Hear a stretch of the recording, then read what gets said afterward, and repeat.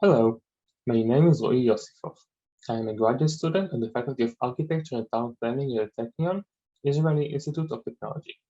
I am happy to be here and present my research, which I've been conducting under the supervision of Professor Fisher-Gewirtzman. Pedestrians' perception of the urban-scape, 3D view analysis and simulation. Let's review the main topics of my presentation: introduction, walkability and its different assessment methods, objectives, development of analytical models of quantifiable urban physical attributes, which can assess the performance of urban fabrics in the fields of walkability, human scale, and the pedestrian experience.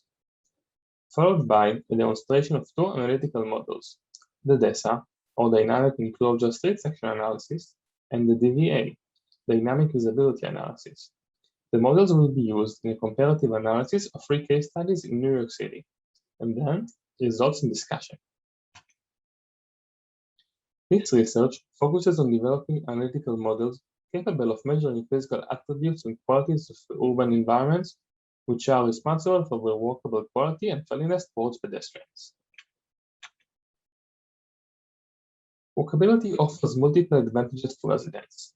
Research has shown that people who live in a walkable neighborhood tend to be happier and healthier. The neighborhood itself tends to be safer and more sustainable, and property values there are higher. Yet, what makes an environment walkable? What is the definition of walkability? Previous research has shown that there is no clear-cut definition. Forsyth, in her study, illustrates the various themes and attributes related to walkability.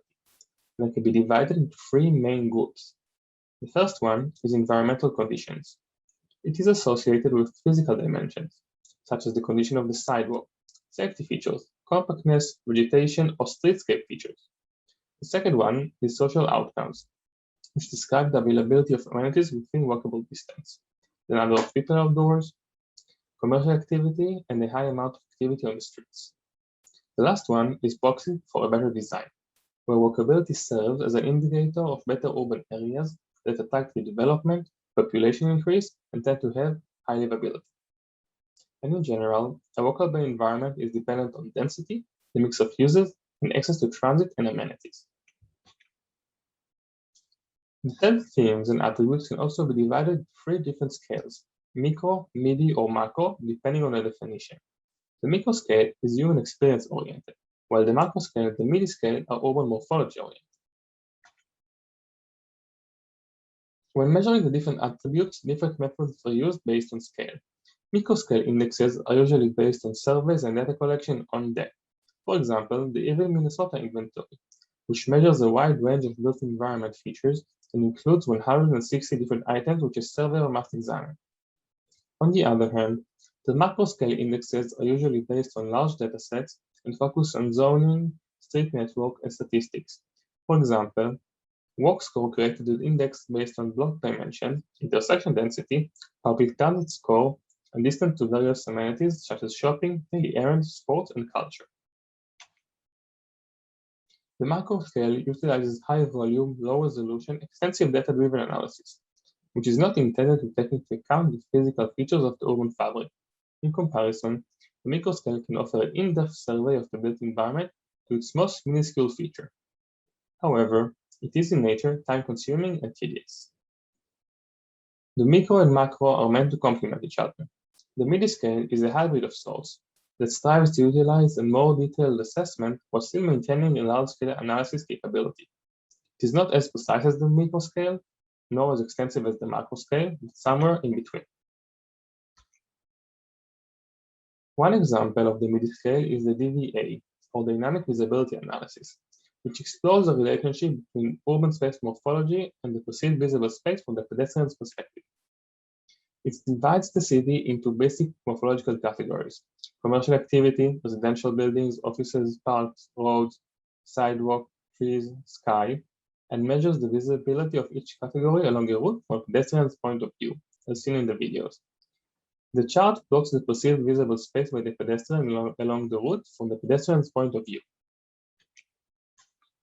The midi scale and DVA had their limitations, as seen in this video demonstration of the simulation in contrast to actual walking along the route in Lyon, France. The many features responsible for the human experience, such as windows, awnings, small street columns, other people, and more, are not recorded. However, the built space, the urban morphology, the amount of visible sky, the main uses, and trees are recorded and taken into account. Research has defined 5 physical urban qualities related to walkability: human scale, enclosure, transparency, complexity, and imageability. Connectivity and thermal comfort are 2 additional qualities that affect the quality of walkability. The various physical qualities are manifested in the key urban components of the urban fabric: the street layout, parcellation, built typologies, uses, and of course, the streetscape. While measuring a single attribute can be counted as a reduction of complex urban settings, it allows us to understand each component better by itself. Each quality encompasses various physical attributes which are quantifiable and measurable. In the diagram, we can see different assessment models which measure specific attributes related to physical urban qualities shown earlier. The assessment methods vary in scale. This leads us to my initial research objective: the development of analytical models of quantifiable urban physical attributes which can assess the performance of urban fabrics in the fields of walkability, human scale, and the pedestrian experience. I will be focusing on physical urban qualities related to walkability, followed by showcasing 2 analytical models which can measure in an urban scale the physical urban qualities and then examining their potential in a comparative analysis of 3 case studies in New York City. Out of all the physical qualities shown earlier, the research will focus on 3: human scale, enclosure, and transparency. Human scale refers to the size, texture, and articulation of physical elements that proportionally fit human size and walking speed. The physical elements include building sizes, materials, details, pavement, texture, vegetation, or street furniture. In his book, Cities for People, Jan Gehl adds certain thresholds of interaction between people and the built environment based on human senses. Enclosure refers to the degree to which streets and other public spaces are visually defined by buildings, walls, trees, and other vertical elements. The enclosure rate is usually measured by a ratio between the building height to the street width. Previous research has shown that the comfortable enclosure ratio is between half to 1.5, and the lower limit of a sense of enclosure is 1 to 6. For example, 3 different streets with different enclosure ratios: Oxford Street in London with a 1-to-1 ratio, a street in Salt Lake City in Utah with a 1-to-4 ratio, the narrow alleyway in Genova, Italy with an 8-to-1 ratio. Each street offers a different pedestrian experience. Transparency refers to the degree to which people can see or perceive what lies beyond the edge of the street, and more specifically, the degree to which people can see or perceive human activity beyond the edge of the street. Physical elements that influence transparency include walls, windows, doors, fences, landscaping, and opening into mid-block spaces. For example, 2 different streets are shown here, one with an empty facade, devoid of any opportunities for interaction, and in contrast, a street with high transparency with many opportunities for interaction. To examine the urban physical qualities of human scale, enclosure, and transparency in the midi-scale, 2 different simulation models were used: the DVA and the novel model, the DESA, or Dynamic Enclosure Street Section Analysis. Dynamic Enclosure Street Section Analysis, or DESA, is a novel analytical model that measures the built environment with physical dimensions of the street in a sequential order. It measures the building heights of each edge, the distance between the built edge to the sidewalk, sidewalk's width, road width, setback distance, and right of way. The measurements are later used to calculate the enclosure rate of the street. For example, the charts plot the height-width ratio of each built edge along a 500-meter route. Previous research has shown that the uncomfortable enclosure ratio is between half to 1.5, and the lower limit of sense of enclosure is 1 to 6. The different ratios can be seen along the route, ranging from 0, an edge without a vertical definition, to 3-to-1 ratio. The upgraded DVA considers the thresholds set by Gehl. The 3 thresholds split each building into 3 parts: 0 to 6.5 meters, or the first 2 floors of the building, 6.5 to 30.5 meters, floors 3 to 5, and 30.5 meters and beyond, the limit of street level interaction according to Gehl.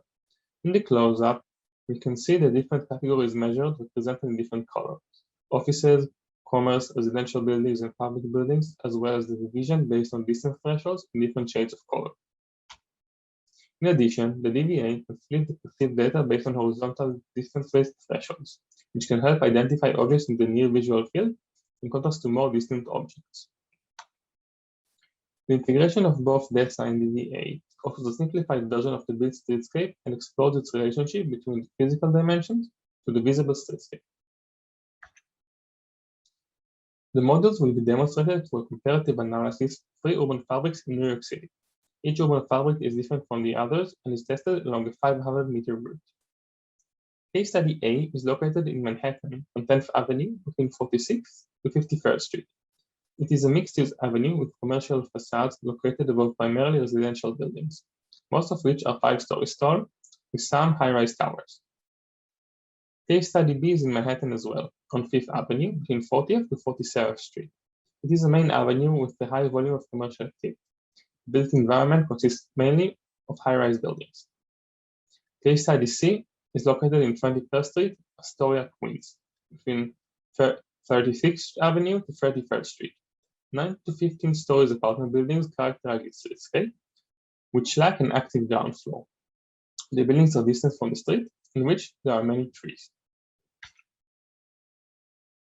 The built environment of every case study was modeled and differentiated by land use and vertical distance thresholds. Street trees were added as well. The different built edges on the street are shown here in scale. Every case study was measured using the DVA and DESA along a 500-meter route. The different rays represent different visible categories as seen by the pedestrian. These are the DVA results of the analysis of 5th Avenue for case study B. Each visible category is represented in different colors. The most dominant visual land use is commercial activities on the ground floor, here in purple, followed by offices in yellow, and then the sidewalks and roads. There are some blank facades along the route, visualized by the hashed color. The different results of each case study are presented here. In case study A and B, 10th Avenue and 5th Avenue respectively, most of the visible space viewed by the pedestrian is commercial activities, which indicate a high potential for interaction on the street. Case study C is dominantly green, with a high volume of blank facades, which indicate a much lower amount of potential interaction. This can help create an assessment of the perceived visible streetscape by the pedestrian along a designated route.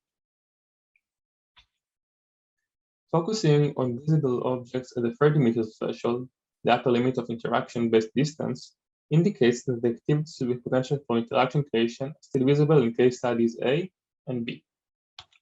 In contrast, in case study C, you can hardly see any buildings other than the blank facade, because most of the buildings are at some distance from the sidewalk. Looking at the data results, we can see that the enclosure rate is between 0.5 to 1.5, which is considered a comfortable ratio in the marked green areas. This occurs mainly throughout case study A, 10th Avenue, and at the beginning of case study B, 5th Avenue, whereas in case study C, most of the enclosure rate is below 0.5. This is why we can see a higher amount of visible sky in case study C. The high amount of visible sky is attributed to a lack of enclosure. The amount of visible sky is negatively associated with the enclosure rate. It is commonly measured as the percentage of visible sky ahead or sky exposure factor. Therefore, more walkable streets with a higher enclosure rate may have a lower sky visibility factor.